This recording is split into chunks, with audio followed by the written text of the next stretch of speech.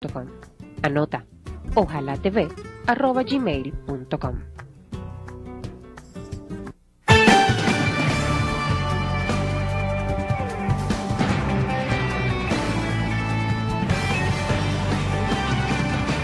Continuamos conversando con Fátima Portorreal sobre Movimiento Campesino Independiente.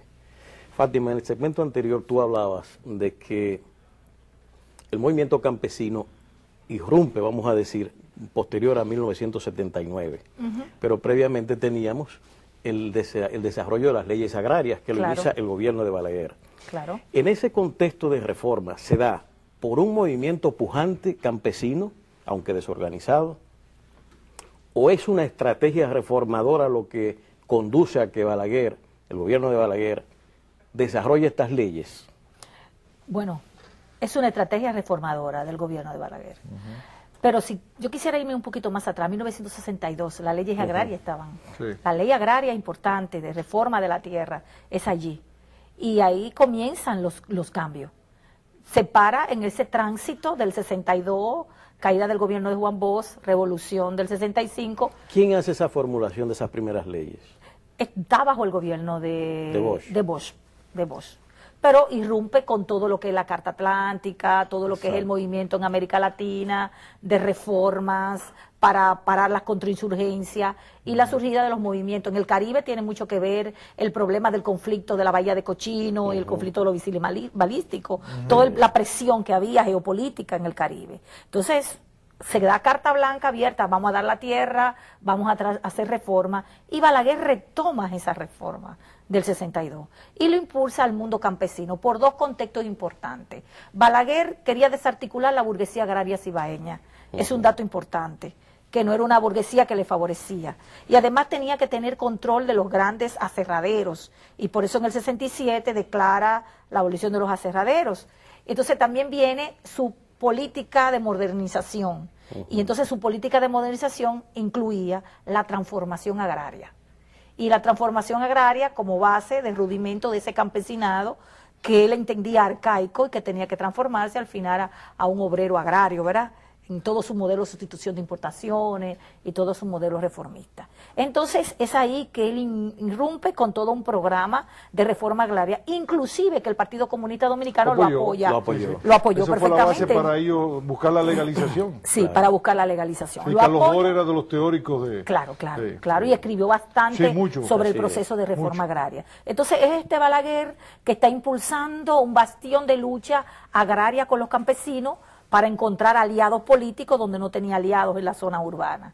Y entonces los movimientos urbanos obreros en su lucha contra políticas completamente desarticuladoras del movimiento social, como pues las persecuciones políticas. Hay que nada más pensar en Antonio Santos, en los años 70, 72, Francisco Antonio Santos, la CGT. Sí, de la CGT, y todo el movimiento obrero, paralelo, pero era un movimiento paralelo. Entonces, Balaguer quería articular ese movimiento campesino a su favor para conseguir el voto, pero ese movimiento campesino estaba disperso, formado en asociaciones dispersas, sin una unidad coherente que le permitiera alcanzar una bandera articulada. Y entonces esa iglesia y esos movimientos de izquierda comienzan a articular, y es ahí que se da esa base interesante que va a irrumpir a finales de los años 70. Tú estás planteando, Fátima, de que también desde el Estado se fomentó la creación de organizaciones entonces agrarias. Sí, existen leyes.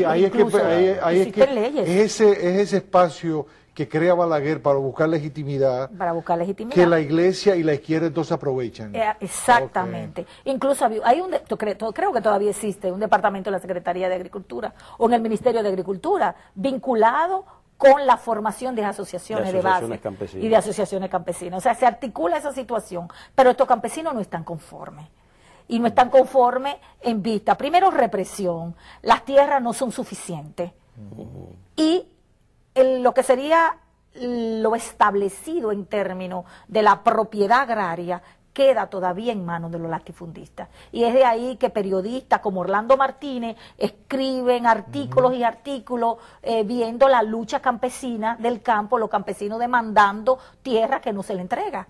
Y por ejemplo a latifundistas reformistas que no ceden Sin embargo, algunos latifundistas que no eran reformistas, Balaguer se encargaba de darle la tierra. O sea, era contradictorio, pero interesante en términos sociales. En el campo, vamos a decir, de la economía agrícola, ¿cuáles eran los sectores? Tengo entendido, por ejemplo, el área de arroz, que es el que ha pervivido porque crea una economía muy especial. 50% de la producción de arroz es reforma agraria. Es de reforma agraria.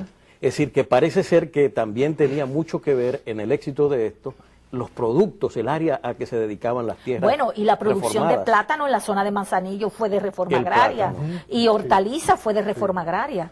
Lo que pasa es que todavía no ha habido una evaluación importante en este país del significado que ha tenido la reforma agraria en términos de la producción para el mercado local. Exacto. Eso no es, ahora mismo no existe un estudio, pero se sabe que hay una fuente importante de lo que es la tierra agraria en la producción agrícola para el mercado local. En el caso del arroz sabemos cuánto es cerca de un 60, 50, 60%. Un 50 y un poco más. Un 50 y pico por ciento. Sí, un 50 y pico por Pero Que ciento. es dese producido cuenta, del arroz nacional claro, por los reformados. De la producción nacional, así Claro. es. sobre todo en el Bajo Yuna. En el Bajo Pero ¿de Yuna. quién eran las tierras del Bajo Yuna? De los aguayos. Sí, Aguayo y otras personas. Bueno, fue A lo- el escándalo de la finca Aguayo ahí en Exacto. Uno de los más connotados. Sí. Pero también Balaguer inteligentemente cedió tierras urbanas. Los bisonos son un buen ejemplo de tierras Permutas. intercambiadas de Permutas. permutas, De de zonas arroceras Sí. para zonas urbanas. Sí. Hoy todo el emporio bisonó en las zonas urbanas tiene mucho que ver con esa historia Eso de ocurrió atrás. en Cotuí también con En la familia Cotuí, Luna. Con la familia Luna. Sí, y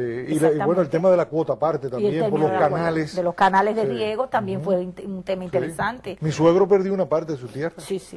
Porque por cuota aparte. Pero los reformistas no perdieron tierra, perdieron lo que no eran reformistas, porque de una manera u otra, si perdieron la Tiene tierra, un sesgo él político. hizo, sí, hay sesgo político, se permutó tierra en otro lado. Si te quitó la tierra de este lado, te facilitó otra, o te doy permiso de corte, o te doy permiso para la construcción en zonas urbanas. Muchas tierras urbanas de la zona del Santo Domingo Oeste está muy relacionada con esos programas de reforma agraria. Hay que estudiarlo, pero la transformación de esa zona, en zonas rurales a zonas urbanas hoy en día, tiene mucho que ver con esos programas de reforma agraria y esa permuta que hizo el gobierno. Entonces, esos movimientos tienen esa base ahí, pero el movimiento campesino o el campesinado en sí mismo no pudo sacar la cabeza. Y cuando ya se debilita la estructura política del gobierno de Balaguer, entonces esos movimientos emergen. Y las condiciones son muy claras, tienen posibilidad de sacar la cabeza. Porque la represión bajo la dictadura era, claro, aquí no se quiere hablar de dictadura balaguerista, pero había una dictadura balaguerista. Ellos se debilitan y es ahí que el movimiento, y él irrumpe inmediatamente con el gobierno de Antonio Guzmán.